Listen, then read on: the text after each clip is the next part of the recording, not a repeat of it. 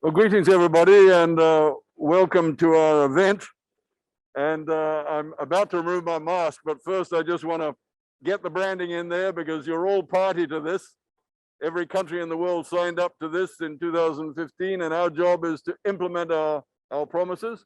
This is SDG 14, conserve and sustainably use the ocean's resources, get the balance right, get back into peaceful relationship with nature.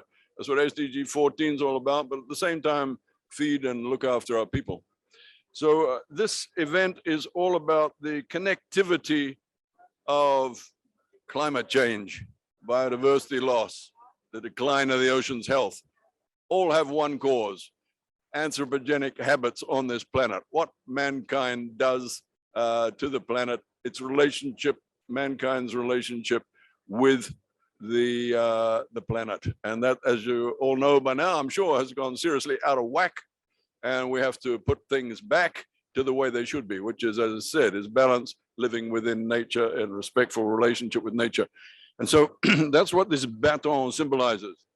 This is the Nature's Baton, which is carried by a Relay for Nature project that the Ocean Race, Richard Brecius, chairman of the Ocean Race, he and I have been working on this for about 2 years now, taking this round mainly by yachts from meeting to meeting.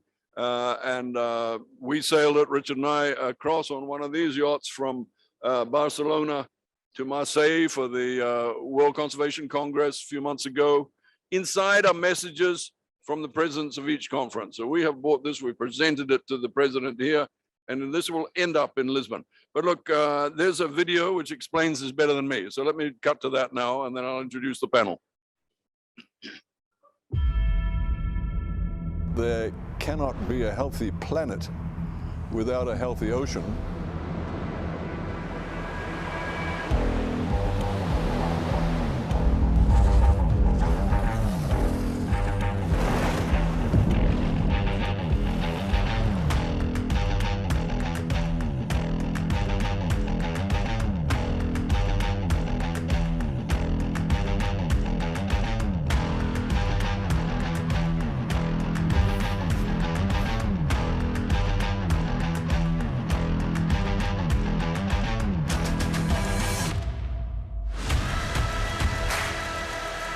Relay for Nature, the concept was to bring all these together: the biodiversity loss, the climate change, the declining ocean's health, and these conferences happening around the world. The Relay for Nature movement is really to bring the synchronicity together and make people realize this is all one thing and we're all in this together.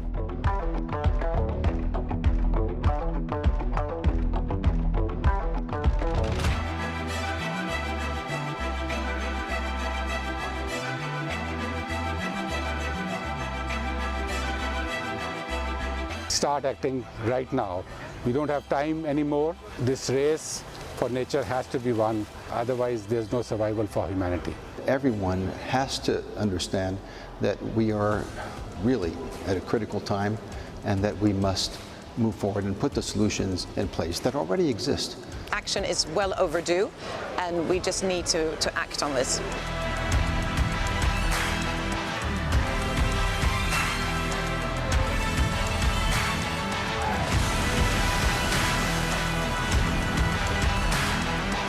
It's one ocean, and it's really what connects us all. Let's change the course of the world.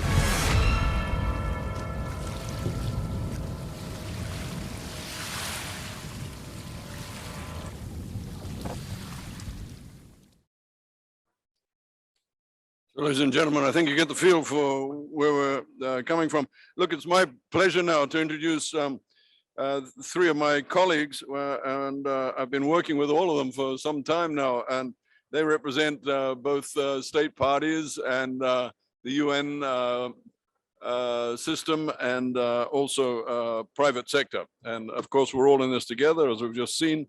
I really thank them all for taking the time out of their busy schedules to be with us. First of all, in the middle, we have Ambassador Waldemar Kutz, who is the Director for the Environment and Oceans of the Ministry of Foreign Affairs of Chile. Waldemar and I have worked for the last 4 years in support of the high-level panel for a sustainable ocean economy, which is one of the great initiatives of the last 4 years in terms of saving the ocean. And Chile, as you know, is very active in the Ocean Climate Nexus. Dr. Joanna Post is the acting manager of Collective Progress Subdivision of UNFCCC Secretariat, and she, better than probably any other bureaucrat that I work with in the UN bureaucracy, is up to date on the Ocean Climate Nexus issues over the years. So very valuable to have you with us, Joanna. Thank you. And Christopher Tofua, like me, is wearing one of these, and Chris and I cooked this up in London. Chris is many things, but mostly he's Sophie's dad, just as I'm mostly grandfather to my granddaughters. But Chris is also representing Tonga, is on the Tongan delegation, and he is a very senior member of the legal community as well in this whole international area of renewable resources. So that's our panel, and the questions that I'm going to put to them, we're going to have 2 rounds of questions. We've got more videos coming as well, but I'm going to start off with you, Volodymyr, and the 2 questions that I'm going to pop at the panel are: how has the ocean fared so far in negotiations at COP26? You know, what are the wins? What's your assessment? Let's start off with that. The 3 closest to me. Volodymyr? Thank you very much, Peter, for inviting me here. Well, we've come a long way. In our case, since 2014, when John Kerry organized the first Our Ocean Conference, and we organized the second one in Chile in 2015. And then in the road to COP21 in Paris, we organized together with France and Monaco the first Because the Ocean Declaration, which had the purpose of highlighting the role of the ocean as a relevant climate sink and climate regulator. Today, things are quite different. We have been in the heart of the UNFCCC deliberations, which at the time was seen as something very far away. We have here Dr. Post, which is the ocean lady of the UNFCCC Secretariat. My congratulations. And we have also introduced the concept of the interlinkage that exists with other UN processes, other ongoing processes that relate to climate change, such as BBNJ, the High Seas Agreement, the protection of 30% by 2030 of the global ocean, the elimination of harmless subsidies that create overcapacity and overfishing. And at the center of all of this, I believe we have to highlight is, as you have highlighted, Peter and you, is the human being in relation to Principle 1 of the Rio Declaration on Environment and Development. We have to think about the local communities, the artisanal fisheries, local tourism, because this is at the heart of what we are doing here. Thank you, Peter. Thank you very much. Yeah, so very much related to people and prosperity, and within that balance that I referred to earlier, living in harmony with nature. Joanna, what's your feeling? How are we progressing at this COP26 on the particularly on the ocean climate nexus? So thank you, Peter. In fact, it goes back a little way. I'm a scientist, I'm a trained scientist, and I've been leading a lot of the scientific policy interface for a while now at the UNFCCC. And wear proudly the badge from the IPCC, Working Group 1 report that recently came out this year. And the science is telling us a serious state of the ocean. The ocean is the driver of climate, and it's the driver of climate change, and its situation is quite severe, and the IPCC is clearly telling us this. And actually back just before Madrid, the year 2019, there was a special report that came out from the IPCC on the state of the ocean and cryosphere. And from that, parties decided at the Blue COP, at the Chilean-led COP, that we really needed to recognize this. And parties recognize this, they recognize the science, and they mandated at that COP for a dialogue to look at how to strengthen adaptation mitigation action under the UNFCCC. That dialogue took place. There was a very clear message coming out from that dialogue that we need action in a number of ways under the UNFCCC. We need to, of course, support the science and support integration of the science to really strengthen investment in research and observation of the ocean. At the same time, we need to use the science to support action on adaptation mitigation. The ocean is a space where, bearing in mind the need to protect ecosystems, that there is actually a space there for mitigation and for adaptation action. And the way forward is really under the political process of the UNFCCC to bring, we hope, to parties have recognized that we need strengthening commitment at the political level, to understand at the national level that we can bring ocean and climate decision-making together. It's a good idea. It's much needed. That under the process itself, there's an opportunity to jump out of our silos and to really coordinate action under the UNFCCC process itself, and to really find ways forward that could strengthen what we want, a joining together of decision-making, of understanding of ocean and climate, and to bring together SDG 14 and SDG 13 in a much more sensible way. Thank you. No, that's fantastic, Joanna. And to have, a country like Chile pushing and officials like Joanna in the system, you can see why we're making progress now. Chris, you're a co-lead of on renewable energy and infrastructure partner at one of the biggest US law firms, Milbank. Tell us from the private sector perspective, how we're doing in this COP, do you think?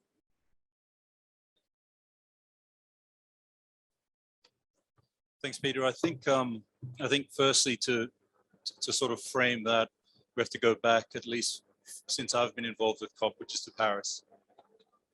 And I was involved sort of primarily as a Tongan, as a party member there. And I think the first thing I'd say is we wouldn't have seen this session in Paris. We didn't see these sorts of discussions happening in Paris. They were, of course, you guys are the champions of, and so you and others fought hard to get to the point where we are right now. So there's been a lot of progress that's happened since then. From a private sector perspective, I think there's a few fronts that we in the private sector have been evolving, if you like, to try to catch up with all of this. Nature-based solutions, obviously, that's a big one. I can talk to renewables and I can talk to the oil and gas sector, and happy to take questions around that as well. But I think the thing that we would, from a private sector perspective, would really like to focus on going forward are discussions around blue carbon in the broader sense. We look at the IPCC, and I won't dwell on this too long now. We can pick it up in a moment. But we look at the IPCC reports and mentions of seaweed and kelps and the rest. And we also look at the NDCs and mentions of blue carbon, and the fact that as of now, I think we're still under a third of the NDCs that have been submitted refer to blue carbon economies. So I think there's still space for that, but I'll pause there, conscious of time. Thanks very much, Chris. Yeah, I'm coming back to the panel for a second round of questions, but right now we're going to go to some pre-recorded interviews from some of our friends who are not here at the COP with us. Were here last week. Thanks.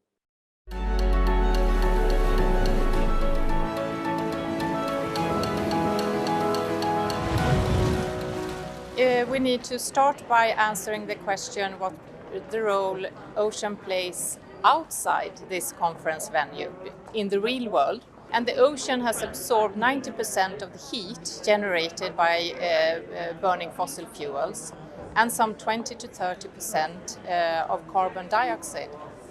This affects some 3 billion people around the world who depends on the ocean for livelihoods and for food. The ocean should play a much greater role in the negotiations, in the actions, policies to mitigate and adapt to climate change. And then we also need some kind of fora where we can discuss progress in a holistic perspective. What's going on in the different areas and to make a holistic assessment of that. So we are suggesting a recurring dialogue at the COPs on the ocean and climate nexus. Climate change, we talk very much about the atmosphere. How many ppms, carbon dioxide we have in the atmosphere, how much the temperature is rising. But we also need to have more attention to temperature in the ocean, acidification caused by carbon dioxide. Also, what's the difference between ocean rights and then having a clean environment as human rights? Because in the end, it's the future generations that we have to think about.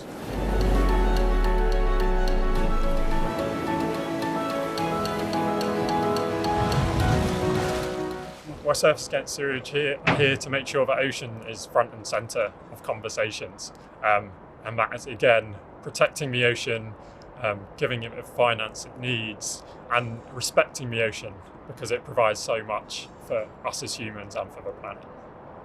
So my worst fears, I think, are that we carry on business as usual and we just carry on producing, using and polluting, and we don't have a real look at the systems that are in place. What we need is a whole system shift and not to carry on and end up polluting our blue spaces like we are doing at the minute. Things that we can do on an individual level are important, but that needs to be backed up by the things that business are doing and cutting down on their pollution and going for net zero. And we also need systems in place, and that involves the government taking part and enabling business and individuals to make the green and the blue choices.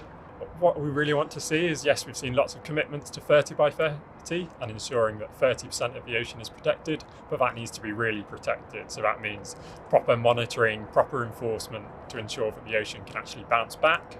And that's not all going to be solved at this one conference. So as we move forward over the next decade, 2 decades, we need that gradually to ramp up. Let's get to 30%, then 40%, 50%, and just really value the ocean for what it can do for the planet and for us as human beings.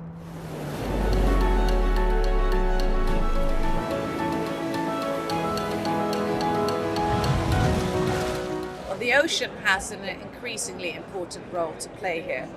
And we can actually really see a shift toward interest from the last years. So going back to 10 years ago, or the COP15 in Copenhagen, that was really when oceans enter the stage. So the international climate change efforts and the ocean conservation has been very siloed. So every year on the COP for the last 10 years, the ocean is playing a greater role. The ocean as a whole, the high seas, that is common heritage of humankind. It belongs to all of us. It's a shared resources. And I think that we've seen that traditionally protection has been kind of excluding, and sometimes with a negative impact on local and indigenous communities. So I think it's really been crucial to introduce the word conserved. So it's been conserved areas, and it has to be for people and nature. So recognizing nature rights, but also ocean rights. What the pandemic really has taught us is that you cannot have local or national solution to global problems. It's really, you need to collaborate, you need to connect. We cannot reach our target of the Paris Agreement if we don't include the ocean. So that's essential.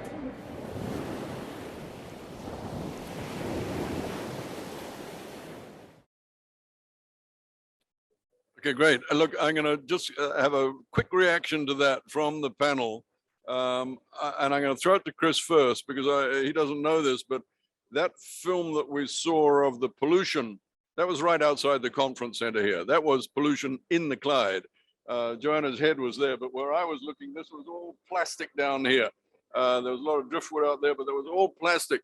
And I make that point because my father was Glaswegian, and I've been ashamed walking from the Kingston Bridge there down to the venue here every morning to see the amount of plastic trash in those rocks all the way along the river. Now, the reason I'm throwing it to Chris is that one of the things that he does, I don't know how he fits it all in, but he's the founder of the Beach Collective, and I've seen what the kids around the world are doing in response to his program. Chris, tell us a little bit about that video you showed me the other day, those kids in the Philippines cleaning up sort of detritus that we see right here in front of us.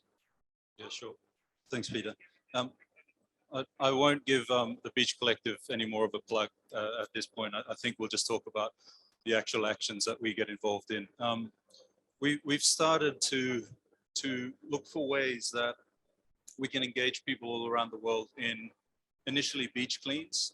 We started with beach cleans in the Philippines, Tonga, Kenya, South Africa, Ghana, a bunch of countries everywhere that we could find people to engage with.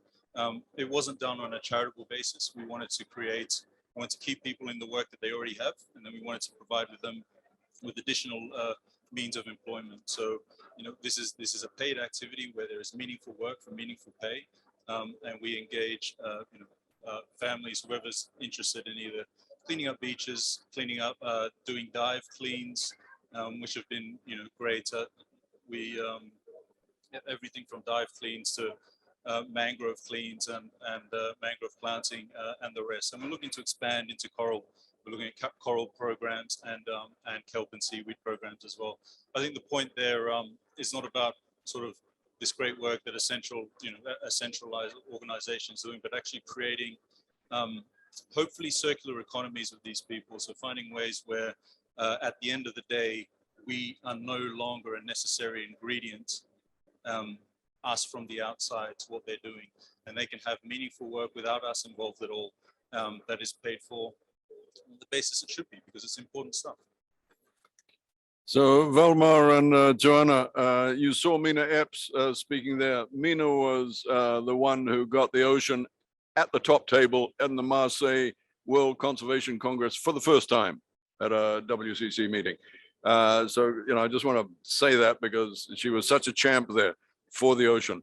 And Chile, you've mentioned already, and UNFCCC making big efforts now.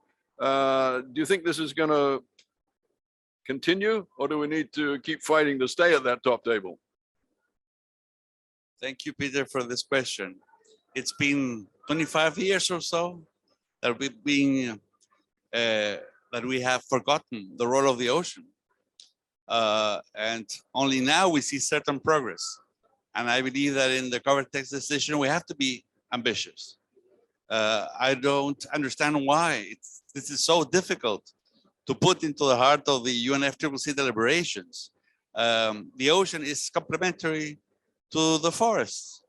And I would like to highlight our ocean panel led by Norway and Palau, of which you are a member. My country is a member along with others.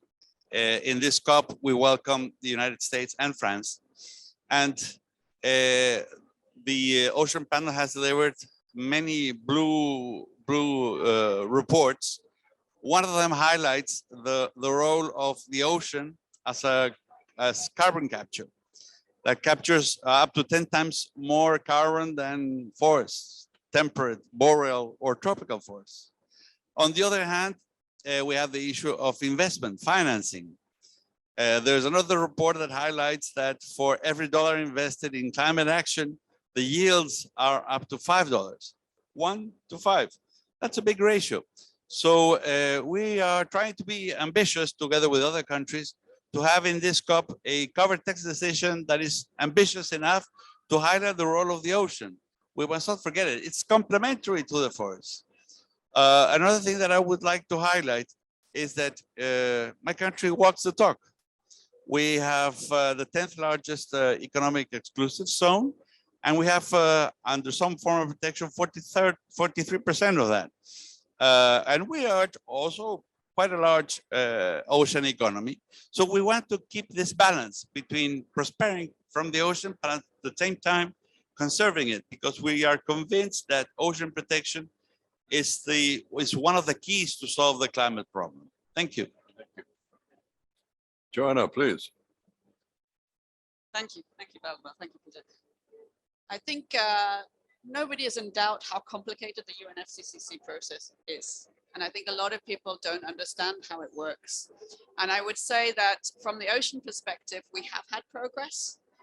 Many of you have heard of the Marrakesh Partnership. That's an engagement with stakeholders, so not with governments, with stakeholders specifically to engage on climate. And many of you will have heard of the Race to Net Zero and the Race for Resilience that's ongoing with the climate champions and with the Marrakesh Partnership. And that's an engagement with stakeholders, and that's really been pushing a lot there. But I think coming back to the convention itself and the parties and the governments that decide the major decisions under the UNFCCC, that is grounded in the convention. And then, of course, grounded in the Paris Agreement coming out of 2015. And both of those, both the convention and the Paris Agreement, have a reference to the importance of ocean.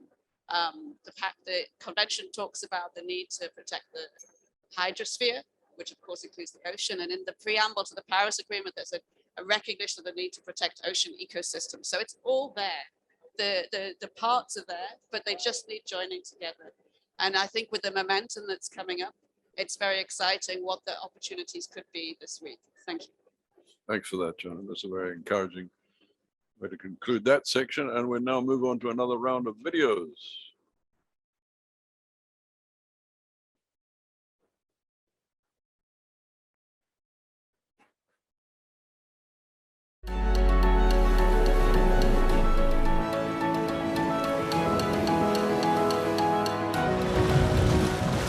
Nós somos muito mais mar do que terra, 99% de Cabo Verde é mar, o oceano diz tudo.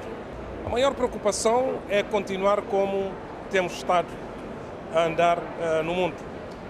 Muitos compromissos, pouca implementação. Os oceanos fazem parte significativa daquilo que é o mundo e negociar o clima sem ter em conta o oceano é deixar de parte o essencial. Os compromissos que estão a ser assumidos a nível mundial deverão ter tradução prática. E a forma de traduzir esses compromissos é no direito internacional, particularmente o direito do mar, ver até que ponto podem ser expressos e podem ser implementados. Esperança de que, em vez de preocupação, nós possamos, de facto, celebrar mais proteção da biodiversidade, mais conservação, mais aproveitamento daquilo que os oceanos têm para nos oferecer, e precisamos de ter um compromisso global que envolve a proteção da biodiversidade, a conservação dos oceanos, para que possamos ter de facto o equilíbrio entre a terra e o mar, que faz parte do nosso planeta.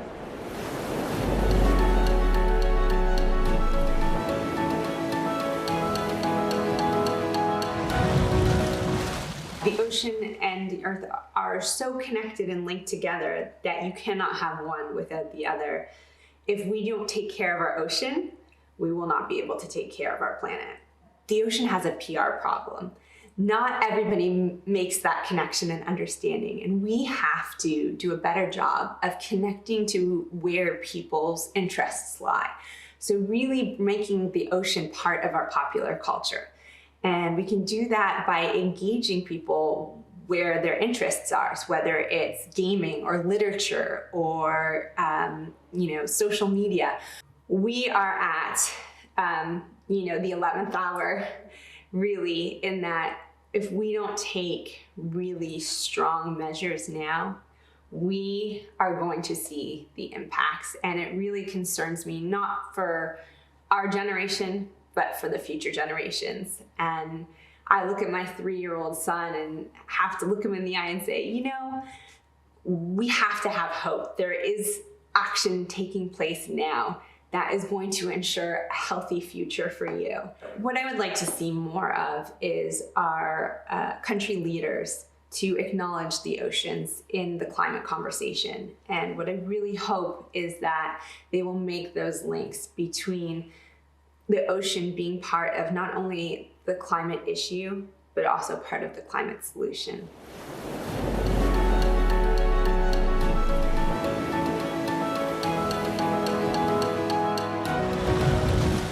As me being a scout here at COP, we want to bring in the environmental and sustainability perspective in the Swedish Scout movement and make it a natural thing to discuss and work about. For me, the ocean is like a part of me. I've grown up and live surrounded by the Baltic Sea, and I've always been a part of the ocean. My perspective as a Sea Scout involves me thinking more about like the marine ecosystem and how the ocean are one of the biggest parts to solving our climate crisis. Politicians and leaders aren't doing what they have to do, and they aren't listening to young people and people from the global south and MAPA. But at the same time, meeting all the activists and organizations and NGOs caring about and working to solve this has brought me a lot of motivation when I go back home to be even more educated and engaged in the climate crisis question. The youth perspective is crucial, and even though we aren't responsible for it, it's us who will experience it, and the global crisis is happening right now and people are affected at this very moment, but the leaders, the so-called leaders in there, aren't doing what they have to do. I fear action not being taken, and I fear that when I have children and when I grow up, I have to tell them about the species I saw when I was a girl.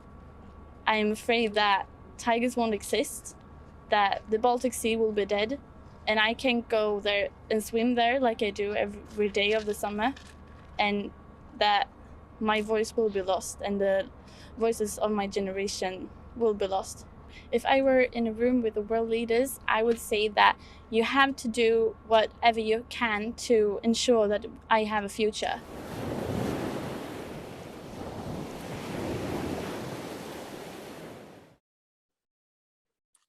Yeah, moving words. And, our job is to refuse that future of 3 degrees warming, which WMO tells us we've got by the end of the century. Our job is to refuse that, to make sure that future does not happen. Look, I've got a series of questions here, but I think we just go in a free fall with the panel because they're so well informed. Is there anything that from what you've heard there or what we've been discussing up to now that you'd like to put in as a final word? All three of you, just free fall. Richard's going to speak later. Thank you very much. And I'm just not regretting getting the message about this wonderful idea here. So I will make sure that I get my children involved in that. I have a 21, 15 and 9-year-old back at home who are relying on my part in this conversation. And just going back to Madrid, parties recognize the importance of the ocean. They recognize the need to have a dialogue. That dialogue was actually called How to Strengthen Mitigation and Adaptation Action on Ocean and Climate Change. And that is really where we need to go from here. Thank you. Thank you very much. Well, I am quite positive that we will have a strong decision on oceans. And why? Because we have seen Special Presidential Envoy for Climate from the United States, Senator Kerry, very active. On the other hand, in the UK presidency, I've seen Lord Goldsmith very active in highlighting the role of protecting 30% of the global ocean by 2030. I've seen in other places the European Commissioner for Oceans, Virginia Sienkiewicz, is very active as well. So we have a very positive constellation and of other countries that are supporting the proposal of having a substantial role for the oceans. It's been, as I said, I know that the ocean is in the convention, but it should be highlighted even more because of the role it can play in solving the climate issue. Thank you. Thank you. Grazie. Thank you. I'll make 2 quick points. I think the first point, and I won't dwell on it, but the young lady at the end there, she's outside of this process. And that's telling, I think, for all of us. Hopefully in future, not just conferences, but in processes, when we arrive, we see a few less of these and a few more of those. The second thing I'd say is the most recent IPCC report, which we all know too well, highlighted that our corals at 1.5 degrees disappear to the tune of 70 to 90%, as best as we can guess what these things mean. As someone from the ocean, as I'm sure we all have a strong affiliation and relationship with the ocean, it does make you pause and think for a minute, what does 1.5 degrees actually mean then? Why are we setting ourselves up for, at best, to keep something alive where everything else dies? So obviously that's part of a bigger conversation, but maybe we should be asking questions, not just of keeping 1.5 alive, but whether 1.5 is, are we happy with a world which is based on 1.5? Thanks. That's really thought-provoking. Very thought-provoking indeed. In fact, the whole thing has been something that we could sit around here, I'm sure, for hours and talk about, because the panel is of such intellectual and plugged-in value. So thanks very much to the panel for all that. Look, we're going to have just before Richard speaks to you all, that nature's baton is, as I think I mentioned, going to sail in on one of our yachts into Lisbon Harbor with the message that is collected over the previous year about breaking down these silos, that there's only one problem, which is the way we're treating our planet. And there's going to be a message inside that baton that comes into Lisbon at the UN Ocean Conference to the presidents of the UN Ocean Conference from all of the major environmental conferences, whether they be this climate change conference or the biodiversity COP in China, etc. So it will be well traveled by the time it gets to Lisbon. And it's all about breaking down the silos and making us, appreciate there's only actually one problem, which is our bad habits on this planet. But it'll also be going to some ocean race summits. And I'm going to introduce you now to the chairman of the ocean race, Richard Bretius. He and I dreamed this up, but it's very much because of Richard and the ocean race that we've been able to make it a reality. So over to you, Richard. Thank you, Peter, and thank you, panel. You're outstanding. And I've learned through ocean racing, I've been involved with racing around the world for 30 years, that the only way to win a race is to work with the best people and to work together as one strong team. And we hear a lot about this, there's a race to win here, race to net zero, race to resilient, and race. And I think we have the right people, but we need more kick-ass, let's go and win spirit in this program, because we know if you're really going for that goal, there is nothing else you should care about. The huge difference is that there is no competitor in this one. We have one common goal. It's very clear what the goal is. So that's sort of a message from my sportive side, that you have what it takes, but let's get it done together. There's a job to be done, and that's what it's all about. And I think that working with Peter, who's one of the great leaders of this world, driving matters for the ocean, I've seen you have that winning spirit, so just keep going, and we will make this happen. So that's the other thing we learned, that the only way to win is to keep a positive spirit. And when you have a setback, you have to stand up. The one who stands up quicker is the one who's going to win. We, as the Ocean Race, we are dedicated to the ocean. That's our field of play. That's what we care about. That's what we respect. And it's very natural to us to now focus on ocean matters. One thing in sport that is very important is fair play.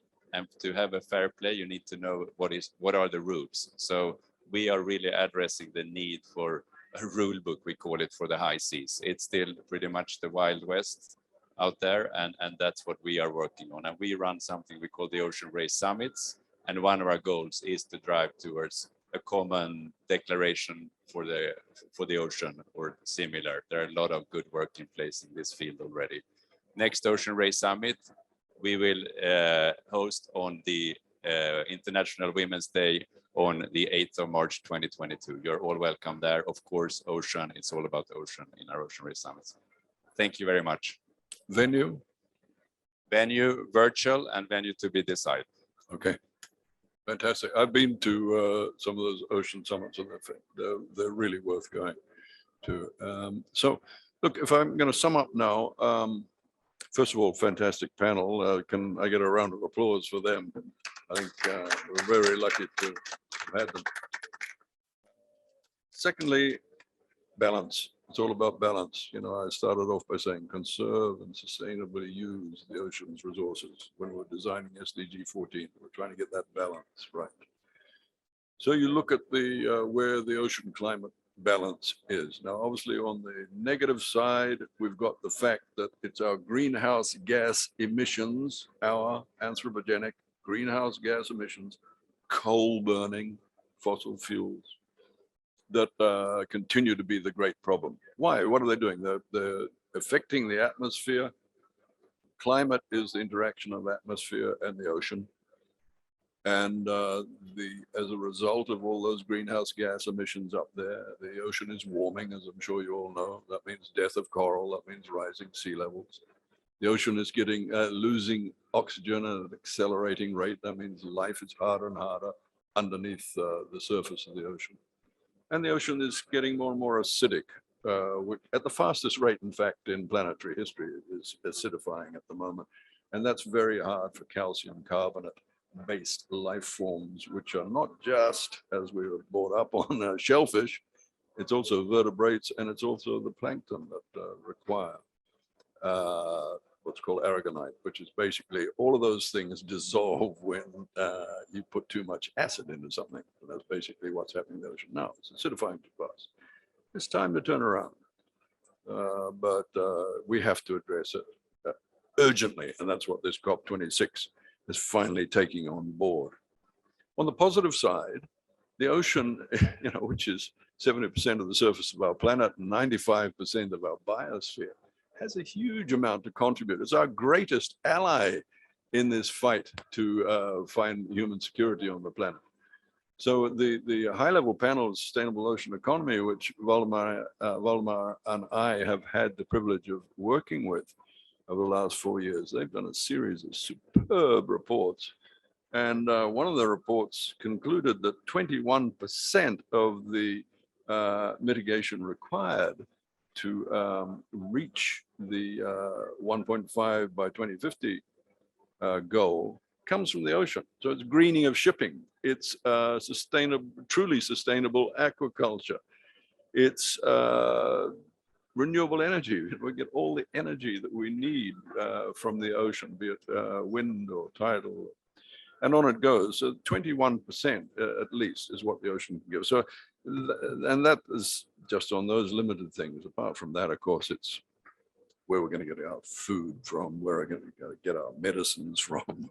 When I say our, I mean these guys. And so guys, the other side that the kids put on this thing was never give up. And I know I'm preaching the converted. Never give up, guys. We're going to see you all in Egypt. But before that, we're going to see you at the various meetings which Richard and I have been talking about. So thanks very much for coming. And the Nature's Bat, and if you get a chance to hold it, come up here and have your photo taken with it. Thank you very much for being with us.